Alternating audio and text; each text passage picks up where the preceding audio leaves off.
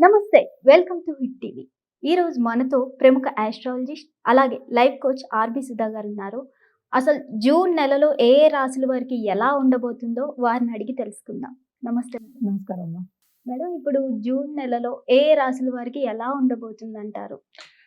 తప్పక అది మాట్లాడదాం. ఎప్పుడైనా సరే మన రాశి ఫలితాలు ఎప్పుడు every month I think hit టీవీకి చాలా ఇచ్చున్నా నేను వీడియోస్ కూడాను. జూన్ నెలలో జూన్ 2025లో ఎలా ఉందో మనం చూద్దాము. బట్ ఏంటంటే అంతకన్నా ముందు ఎప్పుడైనా సరే మనం గోచారం మాట్లాడుకుంటాం. అందరికీ తెలిసిన విషయం ఏంటంటే 12 రాశులుంటాయి. అంటే భావాలు కూడా అవే అవుతాయన్నమాట. అలాగే 27 నక్షత్రాలుంటాయి. 9 ప్లానెట్స్ ఉంటాయి. మనం మాట్లాడుకునేది ఏంటంటే రాశి వరకే. అంటే రాశి అంటే ఏంటి? ఫస్ట్ ఆఫ్ ఆల్ అది తెలియాలి కదా! చంద్రుడు ఏ ఇంట్లో ఉంటే దాన్ని రాశి అంటాం. అంటే నక్షత్రం పట్టి మనం మాట్లాడుకుంటున్నాం అన్నమాట. మనం మాట్లాడేది కూడా వేదిక్ అస్ట్రాలజీ, పరాశర మెథడే మనం మాట్లాడతాము. గోచారం అనేది ఏంటంటే మనం పుట్టినప్పుడు జాతకం ఒకలా ఉంటుంది. అంటే ఏంటంటే స్టేషనరీ కాదు, ఏదైనా ప్లానెట్స్ మూవ్ అవుతూ ఉంటాయి. దాన్నే గోచారం అంటాం అన్నమాట. గోచార రీత్యానే మనం ప్రెడిక్షన్స్ అనేవి, రాశి ఫలితాలు అనేవి చెప్పుకుంటూ ఉంటాము. ఫస్ట్ ఏంటంటే ఏ రాశిలో ఏ ప్లానెట్స్ ఉన్నాయో చూద్దాము. అందరికన్నా ముందు నేను ఎప్పుడు శనిదే మాట్లాడుతూ ఉంటాను. ఎందుకంటే చాలా మంది భయపడుతూ ఉంటారు. ఏంటంటే ఏలినాటి శని వచ్చింది, లేకపోతే ఏంటంటే అది టైం వచ్చింది, శని పీరియడ్ వచ్చింది, లేకపోతే దశ వచ్చింది, ఇట్లా మాట్లాడుతూ ఉంటారు. కానీ శని ఏంటంటే ఫిలాసఫికల్ ప్లానెట్ అండ్ ఆల్సో కర్మకారకుడు. అంటే ఏంటి, మన చేత కర్మని చేయిస్తాడు. అంటే కర్మ చేస్తే గానీ మనకి డబ్బు కానీ లేకపోతే ఒక రిజల్ట్ కానీ రాదు. చాలా చాలా ఇంపార్టెంట్ అన్నమాట. ఆయు కారకుడు కూడా ఆయన అయ్యాడు. ఆయన ఎక్కడున్నారు? ప్రస్తుతం మీన రాశిలో ఉన్నారు. అంటే అందరికీ తెలుసు ఎవరెవరికి ఏలినాటి శని ఉందంటే, ఇప్పుడు ప్రస్తుతం మేష రాశి వాళ్ళకి పోయిన సంవత్సరం స్టార్ట్ అయింది.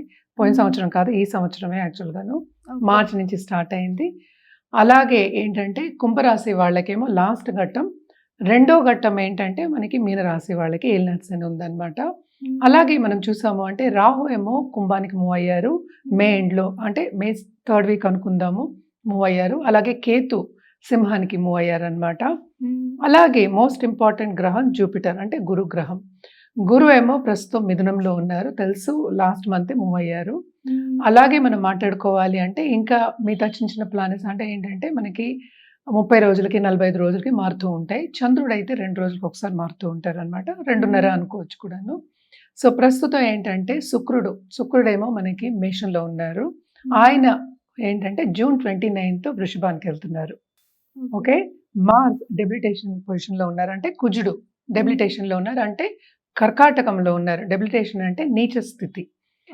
ఆయనేమో సింహానికి జూన్ 7th మూవ్ అవుతున్నారు. అలాగే మనం చూసాము అంటే సన్ అలాగే మెర్కురీ గురించి మనం మాట్లాడుకోవాలి. సన్ అందరికీ తెలుసు, మాసాలు కూడా మనకి ఒక మాసం మూవ్ అయినప్పుడల్లా మాసాలు మారుతాయి. సన్ ఏమో ప్రస్తుతం వృషభంలో ఉన్నారు. బుధుడు కూడా వృషభంలోనే ఉన్నారు. ఆయనేమో జూన్ 6th ఏమో మిథునానికి మూవ్ అవుతున్నారు. ఓన్ హౌస్ అన్నమాట. తర్వాత 22nd అంటే జూన్ 22కి కర్కాటకానికి వెళ్తున్నారు. ఇవన్నమాట గోచార రీత్యా మనం చెప్పుకోవాల్సింది. చంద్రుడు నేను చెప్పినట్టు రాశి మారుతూనే ఉంటారు ఎవ్రీ సెకండ్ డే. నెలకి మాట్లాడినప్పుడు మనం ఈ ప్లానెట్స్‌ని మనం తీసుకుంటాము. జనరల్‌గా పరిహారాలు చెప్పాలి అంటే కనుక మనం ఎప్పటికైనా సరే నవగ్రహ స్తోత్రాలు, నవగ్రహ అంటే రాహు, కేతు పూజలు చేయాలి అని చెప్తూ ఉంటానన్నమాట. ఎందుకంటే కాలసర్ప దోషం అనేది కూడా ఉంటుంది. అంటే చాలా మటుకు ప్లానెట్స్ చాలా జాతకాల్లో చూసామంటే చాలా మటుకు ప్లానెట్స్ ఈ రెండిట్లోనూ ఉంటాయన్నమాట. అదొకటి కాకుండా ఎప్పటికైనా ఇబ్బంది పెడతాయి. అంటే రీసెంట్‌గానే మూవ్‌మెంట్ అయింది.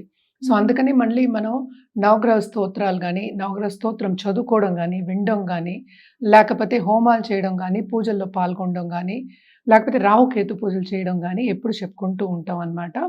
ఎందుకంటే ఇవి ఎందుకు చెప్తాము అంటే బ్లెస్సింగ్స్ అనేవి కావాలి. ప్లానెటరీ పొజిషన్ ఎప్పుడు ఎక్కువ నెగటివిటీ కాకుండా కొంతవరకు పాజిటివిటీ తేవడానికి మనం చెప్పేది ఏంటంటే, ఎప్పటికైనా సరే కొంతవరకు పాజిటివిటీ అయినా ఉండాలి అని మనం పరిహారాలు చెప్తూ ఉంటాం. అంటే పూజలు చేయడం గానీ, లేకపోతే ఒక జెమ్ స్టోన్ వేసుకోవడం గానీ, అంటే జాతి రత్నాలు వేసుకోవడం గానీ, లేకపోతే ఇంకో కార్యక్రమం చేయడం, హోమాలు చేయడం గానీ, లేకపోతే జపాలు చేయడం గానీ, ఇవన్నీ చెప్తూ ఉంటాం అన్నమాట.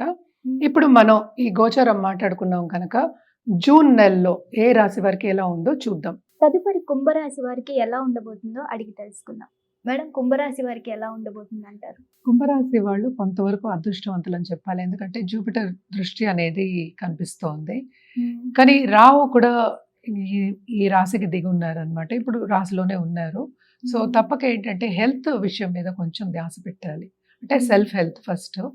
అంటే పర్సనల్ డెవలప్‌మెంట్ మీద ధ్యాస పెట్టడం అనేది వెరీ, వెరీ ఇంపార్టెంట్. అలాగే డయట్ మీద ధ్యాస పెట్టడం వెరీ, వెరీ ఇంపార్టెంట్.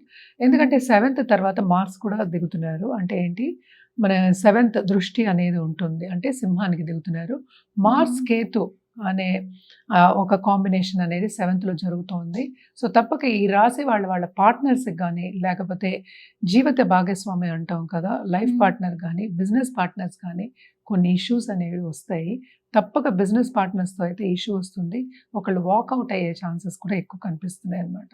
అదొకటే కాకుండా బుధ ఆదిత్య యోగం అనేది మనకి 4థ్‌లో ఏర్పడుతోంది. సో తప్పక ఫైనాన్షియల్ కొంతవరకు స్ట్రెయిన్ ఉన్నప్పటికీ డబ్బు వచ్చే సూచనలు first half of this month మనకి కనిపిస్తున్నాయన్నమాట. అలాగే 5థ్‌కి కూడా మనకి సన్ అండ్ మెర్క్యూరీ మనకి మూవ్ అవుతున్నారు. అంటే ఇదే మాసంలో కనుక తప్పక లక్ అనేది కొంతవరకు ఉంది. కానీ ఏలినాటి శని ప్రభావం కూడా ఎక్కువ ఉంది అన్నమాట. సో థర్డ్‌లో మనకి వీనస్ ఉన్నారు. అంటే ఏంటి, మనకి ఫోర్త్ లార్డేమో థర్డ్‌లో పడున్నారనమాట. సో తప్పక ఇబ్బందులు అనేవి కనిపిస్తున్నాయి. అలాగే వాళ్ళు చేసే పనిలో కూడా కొంతవరకు అడ్డంగాలు వచ్చే ఛాన్సెస్ అనేవి ఎక్కువ కనిపిస్తున్నాయి. ఇది ఏలినాటి శని ప్రభావం అవ్వచ్చు. కొన్ని ప్లానెటరీ మూవ్‌మెంట్స్ కూడా అవ్వచ్చనమాట. కానీ స్టాక్ మార్కెట్ ట్రేడింగ్‌లో ఉన్నవాళ్ళు గానీ, ఫైనాన్షియల్ ఇన్‌స్ట్రుమెంట్స్‌లో ఉన్న వాళ్ళకి గానీ తప్పక సడెన్‌గా డబ్బొచ్చే ఛాన్సెస్, అంటే ఎస్పెషల్లీ ట్రేడింగ్‌లో ఉన్నవాళ్ళు, ట్రేడింగ్ బిజినెస్‌లో ఉన్నవాళ్ళు, అలాగే క్రయ విక్రయాలు చేసేవాళ్ళు. అంటే ఇప్పుడు ఒక ల్యాండ్ అవ్వచ్చు, ఒక కార్ అవ్వచ్చు, ఏదైనా సరే, ఇప్పుడు గోల్డ్ అవ్వచ్చు. అది కమర్షియల్ బిజినెస్ చేసేవాళ్ళు ఉంటారు కదా! వాళ్ళందరికీ కొంతవరకు రాబడి వచ్చే ఛాన్సెస్ ఎక్కువ కనిపిస్తున్నాయి second half of this month అన్నమాట. సో తప్పక ఏలినట్స్ అనే ప్రభావం అనేది వీళ్ళకి ఎక్కువ కనిపిస్తోంది. సో హెల్త్ మీద తప్పక ధ్యాస పెట్టాలి. ఖర్చులు విపరీతంగా అవుతాయి అనేది కనిపిస్తోంది. ఇవి శుభ ఖర్చులే అవ్వచ్చు. ఏంటంటే ఇన్వెస్ట్‌మెంట్స్ చేసుకునే ఒక తరుణం కింద మనం చెప్పుకోవచ్చు. లోన్స్ తీసుకునేవి కూడా కొంచెం కనిపిస్తున్నాయన్నమాట.